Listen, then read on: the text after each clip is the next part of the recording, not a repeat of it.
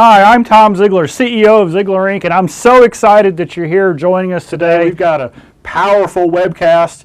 Just around here in the family, we decided to call it Do What Dad Did. It's about mentoring.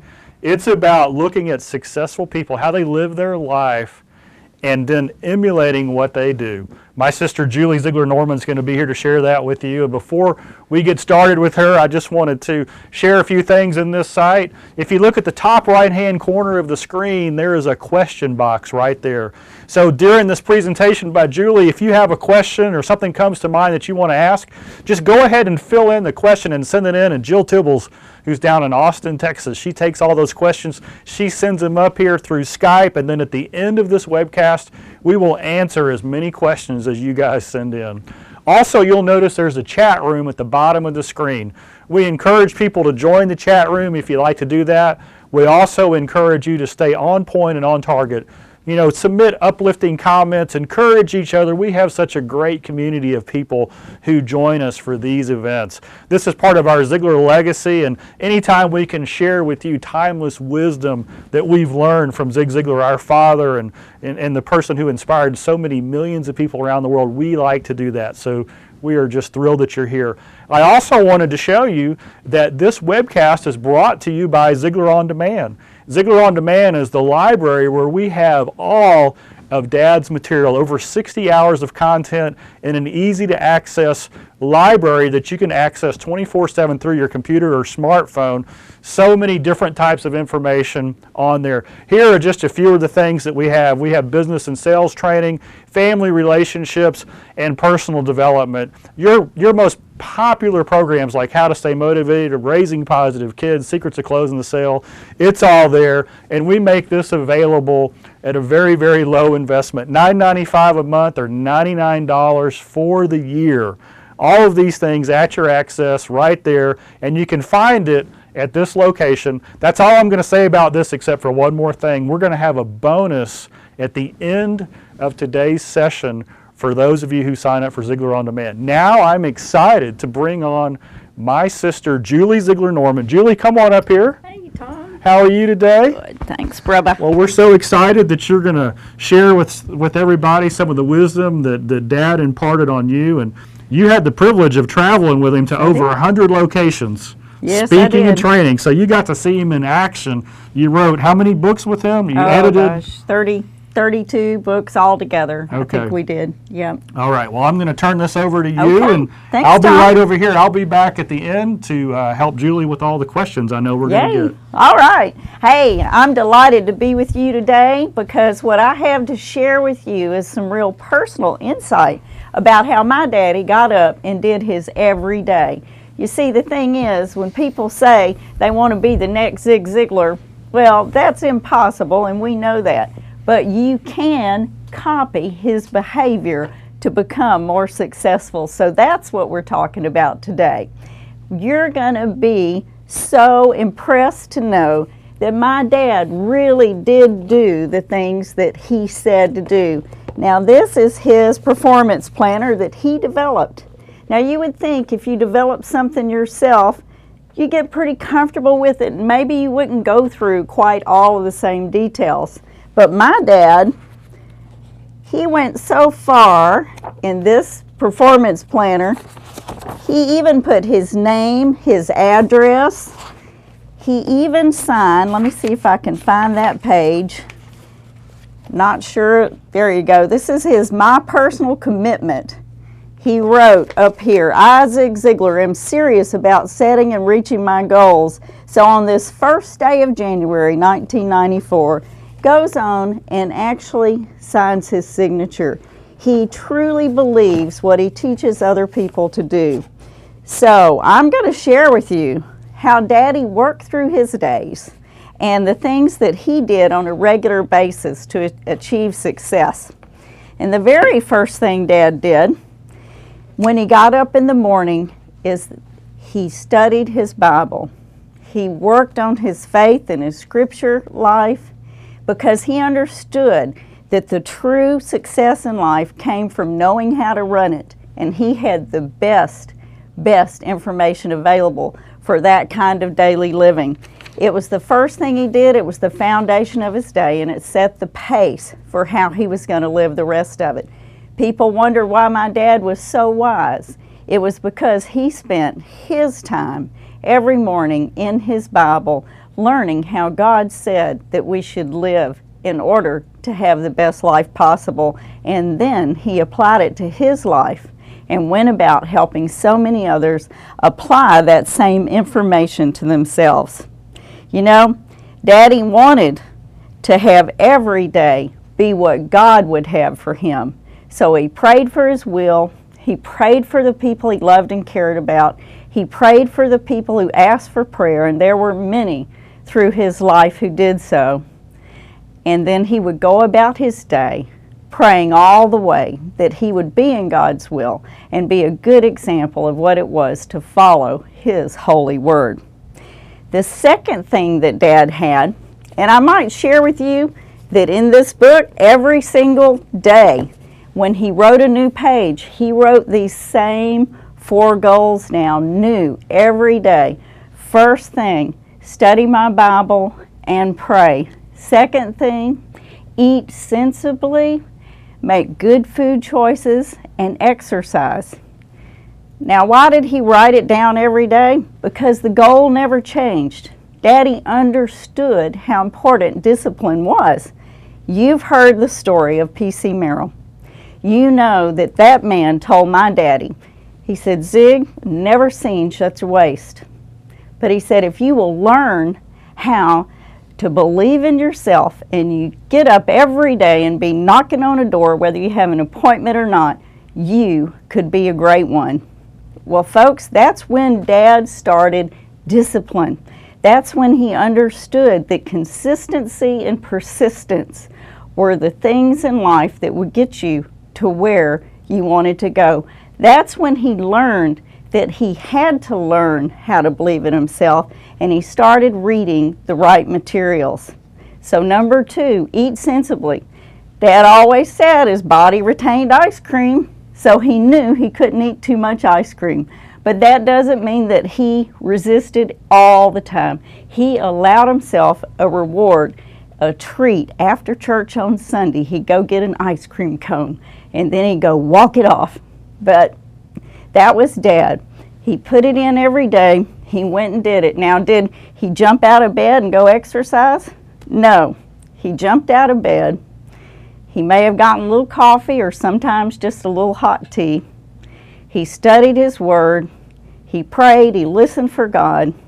He determined that he was going to eat well that day, make the best choices, and then he was going to get started on the things of his day. Now, he exercised as time permitted. Sometimes he had to go get on an airplane. Other times he could just go on out and get his walking done or his jogging done or go work out with his trainer. But Dad made sure that by the time it was dark, he had either gone walking or he'd been to the gym. Every once in a while you'll see a place in a planner where he writes no exercise. You might even see a place where he writes ate junk food. But you know what? He was being accountable to himself. And then at the very bottom, there's one line across a page in this planner where you write down if you got your exercise. Dad wanted to be able to see in a flash how well he was doing on that particular goal, because he understood that in order to have a good life, to do all and be all that God intended for him to be, that he needed to feel good and be healthy. So he had to take care of that foundational issue in order to do all of the wonderful things that he knew God had for him to do. So that was the second thing that Daddy did. What was the third priority that he wrote down every single day? He committed to 3 hours of research and reading. Why? Everything he did revolved around new information that he was learning all of the time. That's how Daddy found what he was going to put in his books. That's how he figured out what his next topics were going to be for his talks. That's how he kept on top of the things people would need to live a better life. He knew that he had to keep the learning going. He just soaked up information like a sponge. And then he would reduce it down to the easiest place to understand and put it back out there where we could all just grab it right off that bottom shelf. Dad was an expert pro at that. But it took diligent study, and he stayed after it. And every day, the end of the day, he would go and write down how much time he actually spent doing that particular goal. Dad knew that it had to go on and on and on in order for him to continue to have new information to help people grow and grow to the level of success that they wanted to achieve. So you got to keep learning, you got to keep growing. What was the fourth priority that my father had every single day? I would imagine there's some of you sitting right here watching today who are feeling a little anxiety because you know there's somebody you should have been in touch with yesterday. Dad's fourth priority was to stay in contact with the people he needed to be in touch with and to do the correspondence that he needed to do. How many of you are out there feeling guilty about unwritten thank you notes? What a burden. We run so fast today, but my father used his airplane time to take care of these things. He used any time in the car to make phone calls. I know they discourage that today, but we all know that as pressed as we are, often that's where we do most of our return phone calling, isn't it? Well, Dad had not just business on his list of who to stay in contact with. Daddy even had his own kids on there. You may have heard Tom talk about our airplane calls. When Dad would go to the airport, he would give us a call and say, "How you doing? I'm going out of town." He'd tell us where he was going. And then when he would get back to town, he would call us on his way home. "I'm home. How are you?" And then we would catch up on his trip. Now, why did he do that? Well, he likes to talk to his kids, obviously. But the other reason was we told him that every time there was a plane crash, we were all wondering where he was and if he had been on that plane. He didn't want us wondering that anymore. So he was kind to take the time to let us know when he was coming and going. Now, Dad called us other times as well, but we all look forward to those airplane calls because, you know, there's just a little something that makes you feel better when you know your dad is safely home. I loved those calls, and Dad loved making them. Daddy actually would write down in his planner to call the kids or to call the sugar baby. That's what he called Mom when he's just doing it for himself. Why? He was so busy. If he hadn't penciled us in, we might have been left out. He was smart enough to know it wasn't planned, it wasn't contrived. It didn't take away from how special those calls were because he wrote it down. He thought it was that important that he didn't ever want to forget his family because he worked so hard to put us first. Right after his spiritual life and study came his family, then his work. You know, he took care of himself. He studied hard so that he could continue on. These are all things that you can emulate. These are all things that you can go, Ziglar did it. It worked for him. I am going to employ his methodology. Now, one of the other things Dad did, and I know that we've been talking about it on the podcast. If you haven't signed up for that, you need to get going. But the podcast, we've been talking a lot about Daddy's self-talk card. You could hear Dad talking to himself. I weigh 165. I mean, he claimed it right up front. Matter of fact, in this particular planner that I have from 1994, Daddy had written in there that he wanted to lose 10 pounds, and he gave himself 4 months to do it. Now that's taking it good and easy. See, he knew that slow and easy does it. He didn't have to go do a whole bunch of cleanses and some of the things that are popular today. He just knew that doing it persistently and consistently over time, he would reach the goal that he had set. That's just how Dad operated. Get going, keep going. never look back. One of the things Dad said the most often that I loved and I really related to was that you really, really should never trade what you want most for what you want right now.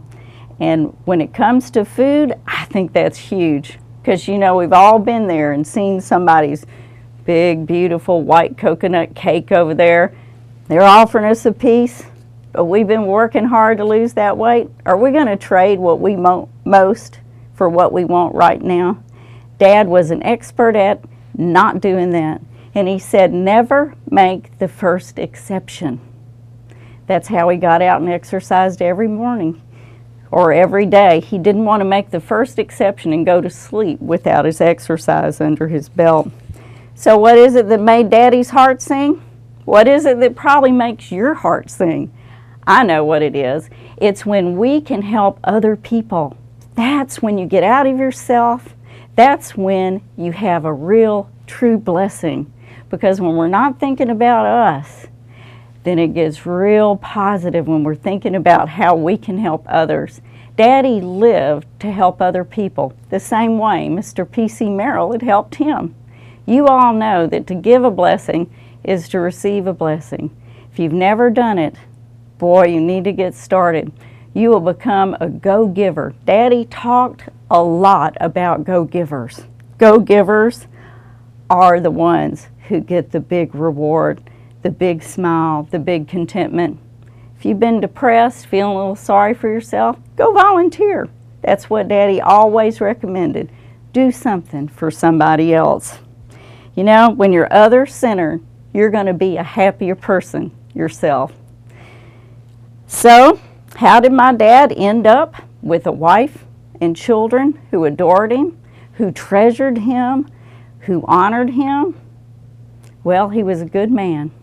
He loved us through the thick and thin. He was honest about when we needed some, I'll call it discipleship, some redirection, some encouragement that might be a little hard to give. Dad was willing to tell us the hard truth about the things we needed to do to have a better life and to make better choices. Daddy was a man who was rigorously honest. He was a man who loved his family. He was a man who got the respect because he did the things to deserve it. He never raised questions with his behavior, his activity. He did things in an honorable, forthright way. This is a choice. How are you going to protect your reputation when you're not with your spouse? My dad did it by never being alone with a woman anywhere at any time. Men and women, this is a good policy. I know today it's common for people to go to lunch. Man and woman, they work together, they just go to lunch, nobody thinks about it. But I'm here to tell you, you'd be smart to at least take along one other person or just eat alone. Familiarity can cause problems. So don't set yourself up for failure. My dad didn't, and he enjoyed a pure reputation till the end of his life. So, he guarded himself. Will you guard yourself the way he did? Don't make yourself vulnerable. Make the right choice. It'll make your life so much more simple if you'll take the time to take care of that reputation and your name. They precede you. And if you've looked on the internet lately, that's not a good place to have a bad reputation, especially not when we're in the people-building business. So do the things that my dad did, and you will never have to worry about those kind of negatives in your life. My dad was grateful. That's the next thing. He made sure that the people who had helped him get to where he got understood the part that they had played. His wall of gratitude is something that you all know about. That wall of gratitude is there because he truly, truly revered, respected, loved, and appreciated the men and women who adorn that wall. Those people are the ones who made a positive difference in his life. And Dad would be the first one to tell you, he's not particularly the person or some of those people weren't particularly people who were all kind to him, but they were all people who influenced his behavior for the better. You know, sometimes it's hard to take that personal criticism and the constructive criticism that we get. Some people don't always deliver that with kid gloves that are friendly, but they're still to be respected for what they did, for doing the right thing, for speaking the truth into our lives when we need to make changes that'll make our lives so much better. Those were the people that were on Daddy's gratitude wall. And you know, it wasn't just the people who helped make him the man he became. It was the waitress or the wait staff, the people who gave him good service, the attendant who brought him his car, the man who was the concierge at the hotel. It didn't matter who the people were. If they had impacted his life in a positive way, he let them know that he appreciated it. Dad was an encourager. You be an encourager and see how much that lightens and brightens up your life. You be the one who lets the car in when there's a lot of traffic. You be the one who decides to be patient and not rushed. Be the one who sets the example when your flight gets canceled and everybody's rushing to see how they're going to get where they're going to go. Don't be the upset, immature child who pouts and stamps your foot and acts like it was a personal affront to you that the plane has been grounded. No, be the big person. Be the patient, kind person. Be the one who's relaxed in the midst of chaos. Daddy was, and it wasn't an act. It was a lifestyle because he had the peace and contentment within to know that the circumstances he were in, if they were not changeable, he could accept them. I mean, what else are you going to do? What truly are your other options? Daddy just saw it as more time to do a little more work before he got home. He thought that airports were the greatest office that there ever was because they had air conditioned or heated, they had nice lighting and seating, they had restaurants. Dad just found a lot of good stuff to be positive about regardless of his circumstances. And you know, if you followed my father for very long, he lived with circumstances. Matter of fact, I was one of those circumstances. And I was not always an easy child, and Dad managed to make it through even me, as most parents do. I was delighted to be able to travel and speak with Dad, to help Dad. I'd been his editor all those years, and when Daddy fell down the stairs and he had that short-term memory loss, y'all all know the story. He just needed to find a new way to do the thing he loved to do, because that was Dad's attitude. Well, I can't do it how I used to, but how can I do it now? Well, he had a little help, and we figured out that he could do an interview process. Ultimately, it fell to me to travel with him and put the interview on the stage with him, and that's what we did. For almost 4 years, Mom, Dad, and I traveled around the country, and when I couldn't be there, my brother Tom took over, and he took care of Dad on the stage. Those were awesome times that I was privileged to share with my dad. You know, for years, my dad would say, well, little one, when are you going to come spend some time with me? And I would say, well, Dad, when are you going to quit signing 3-book contracts for 1 year? He would write so fast I could hardly keep up with him. And it would take me around the clock to get it done. Even after I started traveling with him and helping him on stage, I was still editing his books. It was quite a trip, let me tell you. But what a joy to finally spend awesome father-daughter time with my mom, the redhead. We had a wonderful time of fellowship. We had a lot of funny circumstances. I think one time we changed gates 5 times in Chicago, no kidding, which is always, it's interesting, you know, with our little entourage, the 3 of us, but we got it done. But those are my precious memories today. You know, I lost Dad. We all did. November 28th, 2012. We were called to the hospital. I was that day. I was in the hospital with my little granddaughter, Phoebe Fair. And when I was called told that I needed to hurry, that Dad might not hold on very long, I got someone to come and stay with Phoebe, and then I took off and I met Dad at the hospital and Mom, and we thought, this is it. We're losing Dad.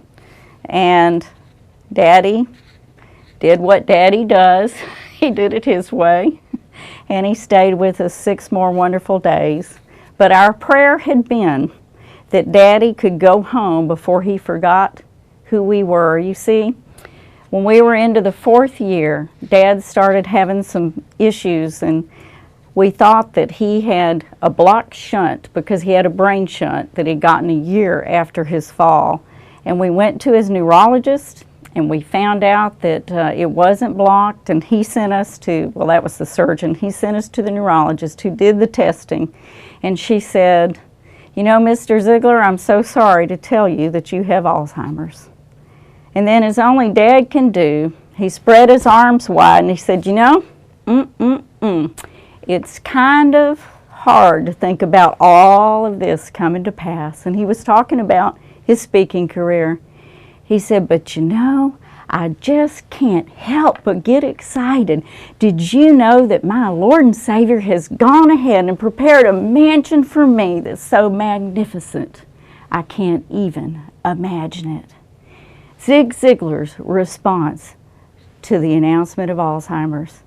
He always looked for what the next wonderful thing was going to be, and it was always there.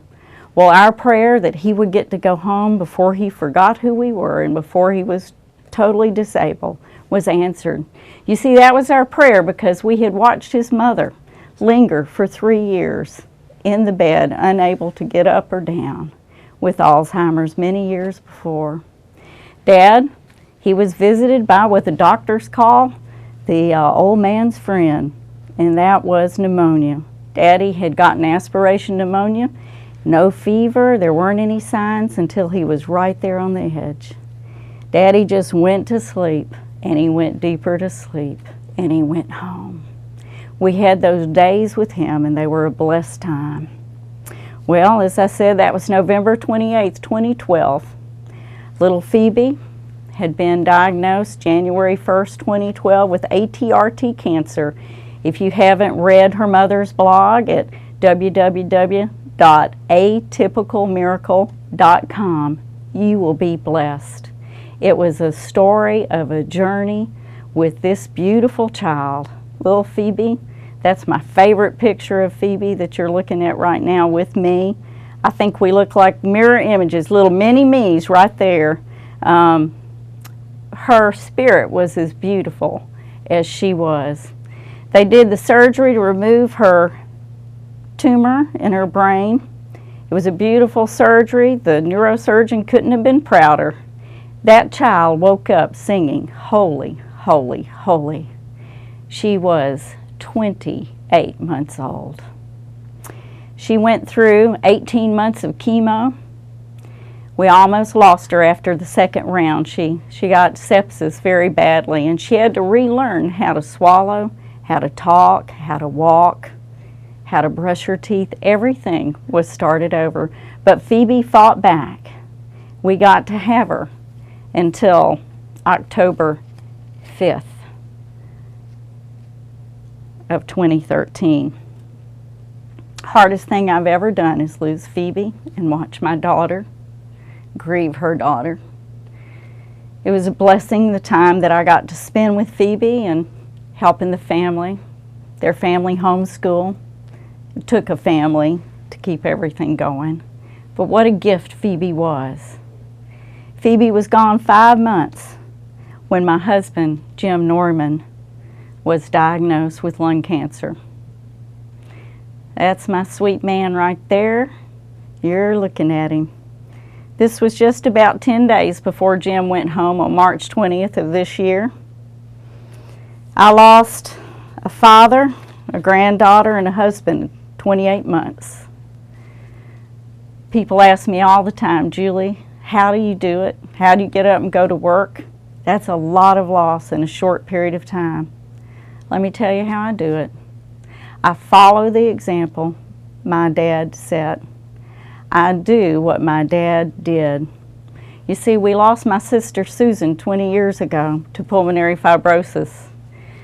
I watched my dad walk through his grief, talking to Jesus, walking with Jesus, crying along the way. Daddy journaled, he walked, he wept. Ultimately, after 3 years, it occurred to him that the things he had learned might help others. So Daddy wrote his book, Confessions of a Grieving Christian. That book was the hardest book I ever edited, because I had to keep reliving all of that loss through Dad's eyes. And believe me, watching my parents hurt, my mom and dad, over the loss of my sister was difficult. But that book has garnered more letters from you than any other book he's ever written. And I think it's possibly because we all suffer the loss of someone eventually.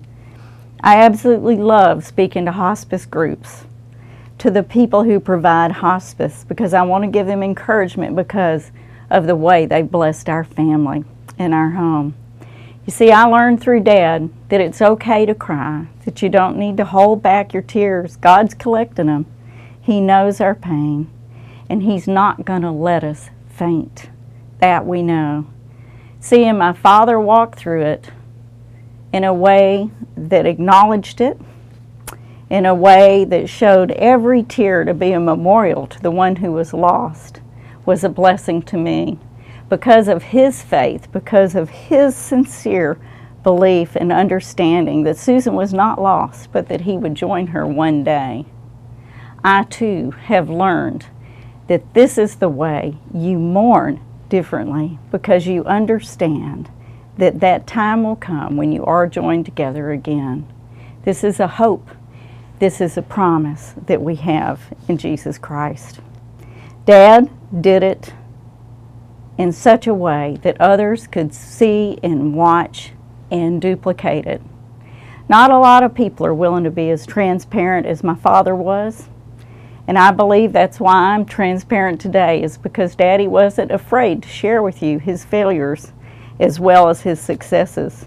He wasn't afraid to say to you, yes, I'm positive, but no, I'm not in denial about the fact that I've lost my daughter.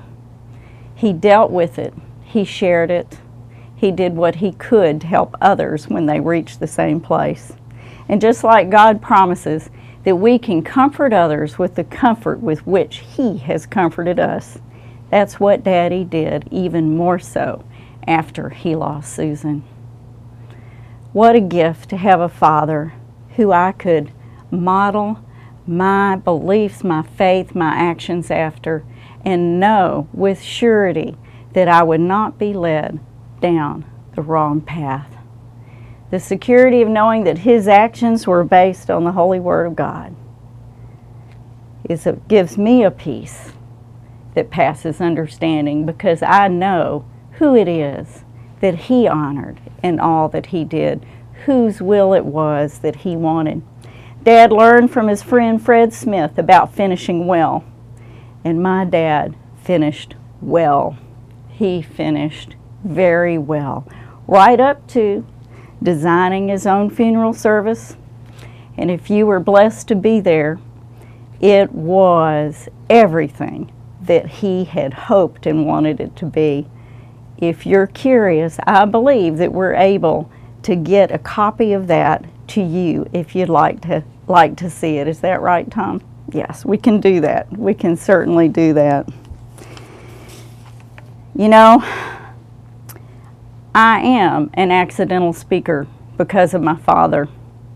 I never anticipated being on a stage anywhere. I didn't think twice when I was asked to help Dad with the interview process on stage, because that's what I was about, was helping my daddy deliver the message that he needed to deliver. So I didn't think twice about it. But by the time Dad had quit speaking and I woke up and realized I was still on the big stage, I was a little upset with God, because you see, I'd been waiting years for Dad to maybe retire, at least slow down writing his books, because you see, I wanted to be super mama. I wanted to be the one who was available for her grandkids, finally. And that just wasn't the plan that God had in place for me. So we struggled and wrestled one weekend in a cabin out far away so that I could get my mind around how had I ended up in this place. God assured me that He had my back, that He had my schedule, that I could trust Him with all of it. And this is what I found out January 1st of 2011, the year before Phoebe got sick. That whole time Phoebe was sick, I could see in my calendar that God did have my schedule. God fixed it so that I was with her when she was in the most critical stages. I was never out of town that she wasn't doing better than she'd done in quite a while. When my husband Jim became ill with his lung cancer, I knew I didn't have to worry about being out of town with my speaking engagements, because I had seen how God handled the schedule with Phoebe. He promised me He would take care of that, and He did. I knew before Jim died about when it was going to happen, because I could see the wide open space God had given me to be with my husband. And it was precious and hard all at the same time. But it was a trust and a peace that I knew I could count on. So you see, I had to write this book. And I actually wrote this before Jim got sick and before Phoebe died. But this was growing up Ziglar. People ask me all the time, Julie, what's it like growing up Ziglar? And I just couldn't name it anything else. That's what they want to know. But what they don't expect is the lower line, the other title, the subtitle, A Daughter's Broken Journey from Heartache to Hope. Now, that's not what they expect. How could Zig Ziglar's daughter do anything but the right things? Well, that story's in that book. And if you want to know it, you can get it right here at Ziglar. Matter of fact, the information is there on the screen, contact information. That's where, if you want to know more about me, you can go to julieziglarnorman.com. My Facebook page, Julie Ziglar Norman, is very encouraging. A lot of uplifting quotes there, and you'll be blessed to go and have a look. You can also find out there about my keynote speaking that is available, and we can do that through Ziglar as well. Today, if you're interested in the book, or if you're interested in my 2 CD set, which is Be Your Best You. It's 45 minutes on each side, and these are the things about making choices, the foundations to having a super, super happy life are in this CD set.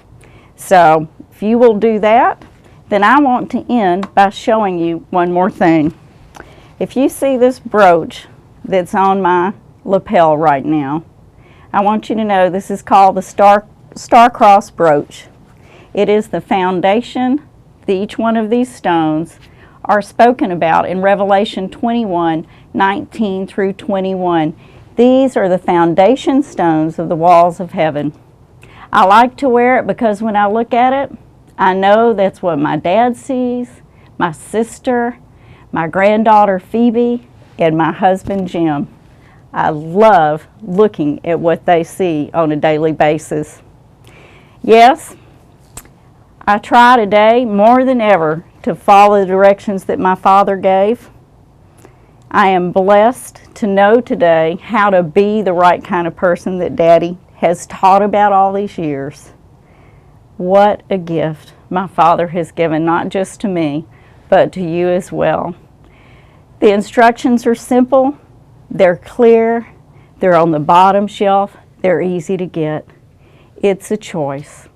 I hope that you'll make the choice to follow the direction of my Father, who had a wisdom beyond normal, who had a gift for putting it down there where we could reach it and apply it. He knew the action steps. You read his materials, do what he says, and you will be on your path to living a life and having all of the things that money can't buy. Thank you so much. Tom, come on up. All right, Julie, that was awesome.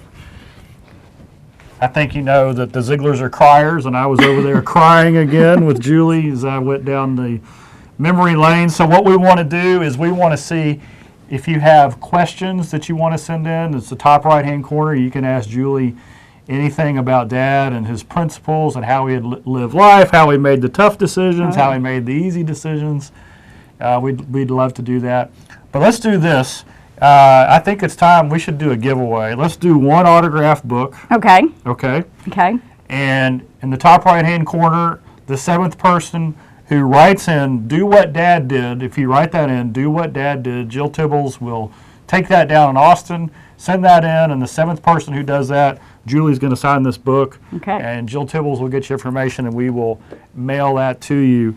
So I talked about it. While these questions are coming in, then we'll do this. Julie does coaching. She does life coaching. So here's the bonus that I want to do.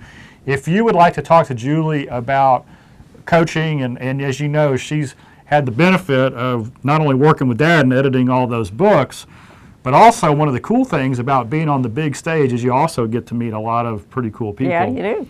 So she has talked to some of the world leaders that are out there. So if you would like more information on Julie's coaching, just go to Julie at julieziglarnorman.com, and in the subject line just put coaching. She'll contact you back. And if you engage with Julie on coaching, then what we'll do is we'll gift you Ziglar On Demand, because you're going to need that support material. You're going to need all of Dad's information to go to that next level. Let me see if Jill has a winner here. So Jill's going to be coming back with the winner, and she's typing right now. All right. So are there any thoughts that have come to your mind since we've gotten to this point about, you know, what's the most common question that people ask you about Dad? Oh, was your dad really like that at home? You know, was he always that excited and motivated? And I tell them he was always that motivated. He wasn't as animated. He could sit down and be quiet like anybody else. But he was always on fire, smoldering. Wherever he sat, there was this brain activity going on that was about the next thing that he needed to do. So he was positive, yes. Under all circumstances, yes. Even approaching the death of loved ones, Dad was positive because he knew where his foundation was. You know, I remember even when it was Sunday afternoon and the Cowboys were playing, he always had a notepad in his lap. Yep. And maybe a folder or something he was reading. So when he wasn't engaged with the family one-on-one or at dinner or something like that, he was always kind of smoldering. Yep. Here's a question. When you're constantly giving to others, do you ever feel like you need a you day? Well, of course we need days to go out and kind of relax and refresh and feed ourselves. You can't just give out until you're spent. Daddy gave to himself on the golf course. That was his treat, how he went out and just took a break from everything, because when he was playing golf, that's all he was thinking about was the next shot.